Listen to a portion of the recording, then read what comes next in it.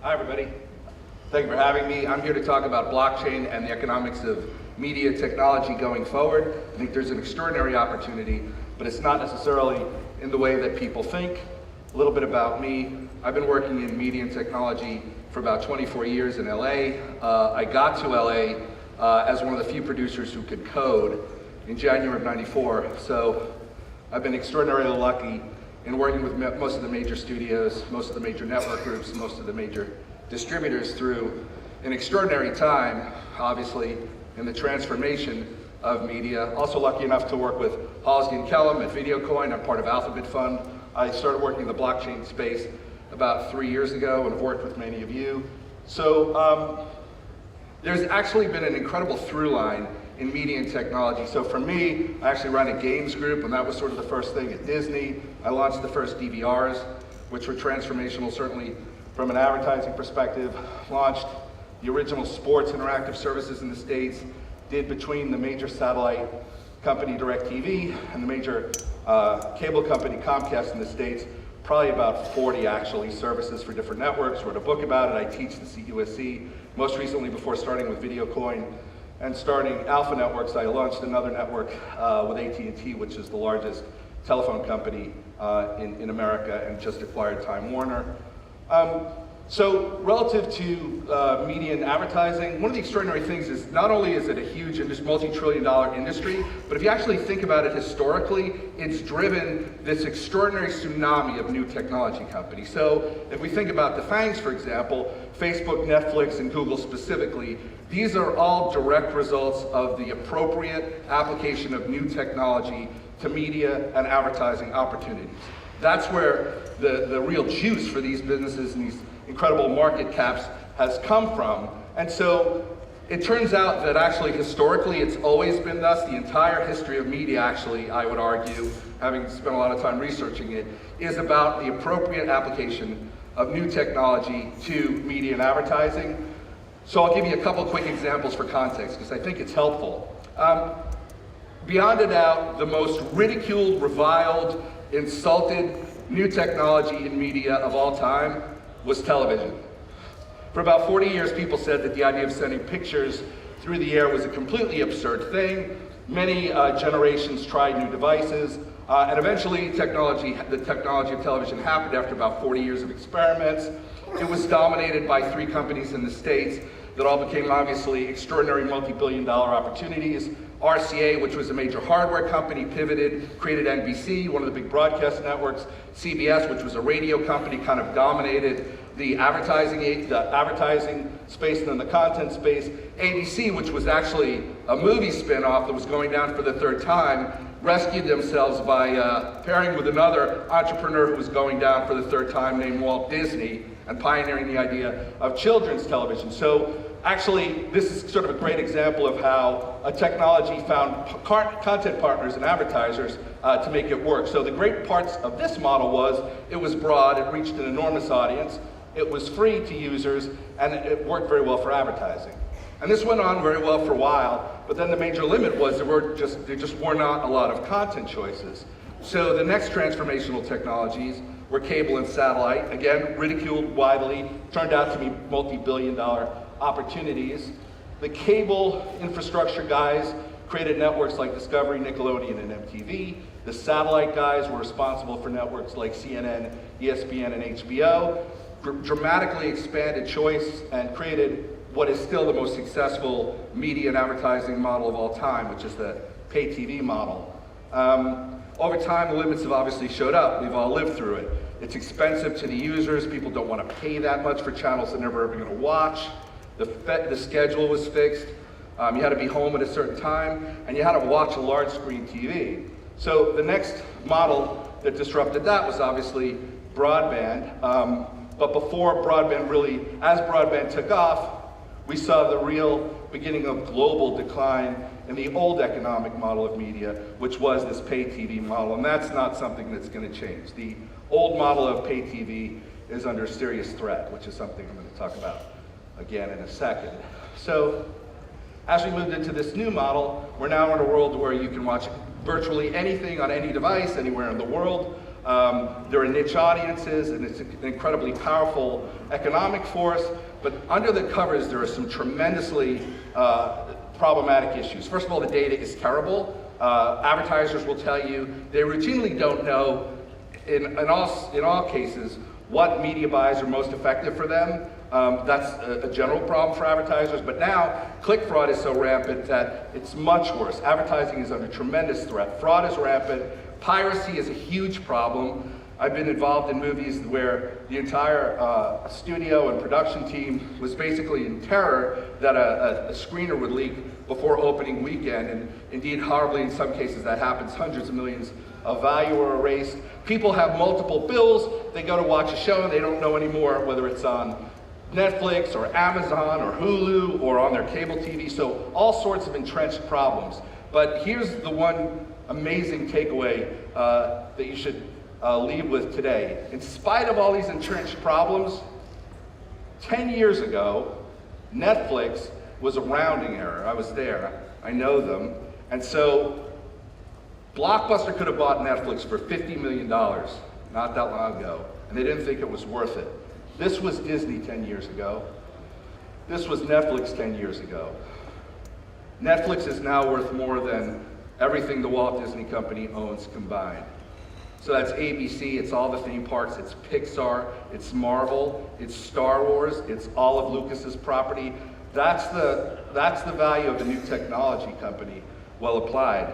And every media company in the world will wind up pivoting more and more to these kind of models.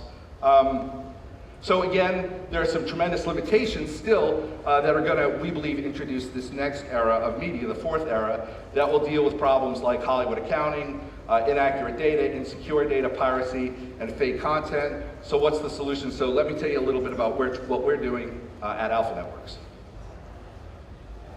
Audio? Do you have audio?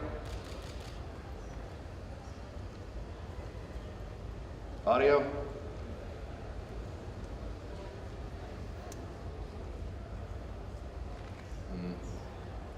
Guys, audio? The media business is broken, and everybody knows it. Cable TV forces consumers to pay for hundreds of networks they'll never even watch. The average home pays for 206 networks and watches about 15 of them. Meanwhile, the costs just keep going up, even as viewers cut the cord in droves. The news model is even more broken. The same stories over and over, and never the ones you want to hear. No wonder the average news viewer is 68 years old. So what about online video? Well, we thought user-driven services like YouTube would solve the problem, but not so much. In fact, only 3% of YouTubers get paid above the poverty line. Meanwhile, piracy is rampant and censorship is growing as more and more YouTubers get their content pulled down. So, what's the solution? AlphaNetworks is a team of experts for media, technology, and blockchain. We're taking the best aspects of the media business, great programming and new voices, and rebuilding them on the blockchain. Real stories, fair economics, and increased transparency. We're building the future of media with the best partners, including IBM Cloud Video, Watson AI, and Radical Media, with more on the way. Together with leading blockchain economists and game theory experts, AlphaNetworks has developed a token economy based on how the media industry really works. The AlphaNetworks ecosystem involves three primary actors: viewers, creators, and advertisers. Viewers buy tokens to get access to content and products. Every video view is recorded to the blockchain and analyzed by Watson AI. Content creators are paid proportionally based on the views they've delivered, giving them more funding to create more of the content that viewers really want. Meanwhile, advertisers buy tokens to place ads targeted to the specific audience that's right for them, as determined by our APIs and Watson AI. Built with leading user interface experts and game designers, the AlphaNetworks experience is the first media service to offer rewards and bounties to specific viewers. We even pay you to watch ads. Welcome to the School of Block. Bitcoin is a decentralized digital currency. It's pseudo-anonymous. Hi, I'm Michael Turpin, and this is Token Talk. The beauty is that by taking all the technology we developed in Opskins and injecting it into a smart contract, it means that anyone can run their own email. And unlike every other world-class video service, this one is powered by a token. So this is your mirror thing. I feel like you have a secret from another realm. That sounds exactly like what blockchain's good at. The world has changed. It's time to change the way that media is created and distributed. AlphaNetworks, the future of media on the blockchain. So thank you. So we're really excited. What we've done essentially is taken an industrial grade streaming video solution with hundreds of millions of dollars already invested into it that IBM invited us to partner with in various projects, and this was the result. We have a blockchain enabled streaming video solution that's powered by a specially designed media economy, token economy, with leading experts. We spent over a year dealing with how to most efficiently tokenize all of the various aspects of the media business: transaction, advertising, subscription, tip jars, esports, all of this stuff. And it's powered by Watson AI. Now, I want to be respectful of your time. We're going to be at the booth. The whole Alphabet team and I are here. Alphabet Fund are leading the raise. But some of the things, and some of these once I say them will kind of be apparent. Why is it that if one person watches 1 minute of a streaming video service and another one watches 3,000 hours, they both pay the same amount? It's insane. It doesn't make any sense. Tokenization introduces dynamic pricing. It can be powered by AI. You can actually charge different people in different places in the world differently in a token economy. You can incentivize people you can pay people to watch something that you know via your APIs and AI they'll be likely to subscribe to later. Our platform is the first platform to take all of these business models and put them on one platform at a time. Subscription, transaction, advertising, all of the esports, tip jar kind of stuff. And for the first time, probably in media history, every view of every piece of content is written to the chain. So we're using the blockchain to do what it's great at, which is to provide transparent, immutable data. Very quickly, for those of you in the media business, you'll know this. Content providers get really, really bad data generally. So our partners, for example, in one case have 7 shows on Netflix. They get an offer to buy the show, but they get no information back on who's consuming it. So they can't really optimize the show. The reason is distributors generally have been adversarial. They figure the more data they give a content provider, the more the content provider is going to ask for more money. We're changing that. We're reducing piracy. We're actually running on the largest dark fiber network in the world. It's never been hacked. It's the same thing that NASDAQ runs on. And we can serve all sorts of underserved niche programming areas. And one of those is actually blockchain programming. So for those of you that actually do have content, we'd love to work with you. We've got a fleet of editors. I'll talk a little bit about it in a second. And then lastly, we provide sort of a state-of-the-art data and analytics service to all of our advertisers and content partners based on the fact that every view is written to the chain.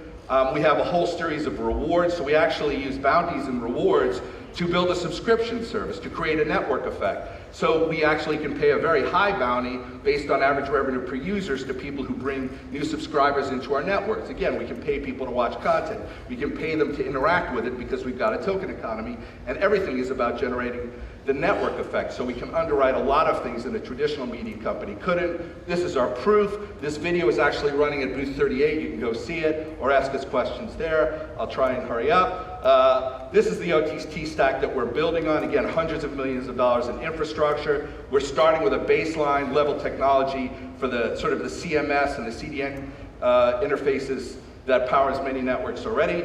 Very quickly, I want to say a little bit about Watson and then I'll wrap up. So people tend to think about Watson as a fintech and medtech thing, but actually some of us in Hollywood have been working with these guys extensively, and there are extraordinary things, as many of you suspect, that AI can do for media. So I'm just going to show you a brief video of what our team at Watson did with the guys at Fox Sports around the World Cup. They actually fed the entire historical game database of FIFA into Watson and taught Watson how to cut extraordinary highlight reels. So I'll show you a little bit of that.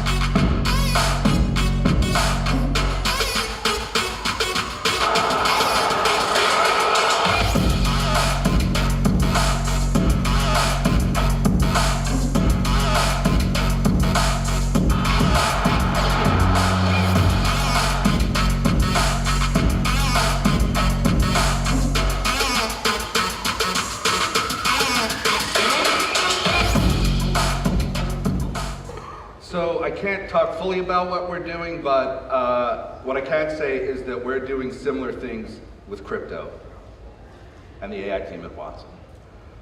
We've been in our private sale for about 6 weeks. We've got a number of great funds in. Love to talk to you, any of you who are interested. We're still in our private sale. Extraordinary team. David Moss, some of you may know, launched the testnet and the mainnet at EOS.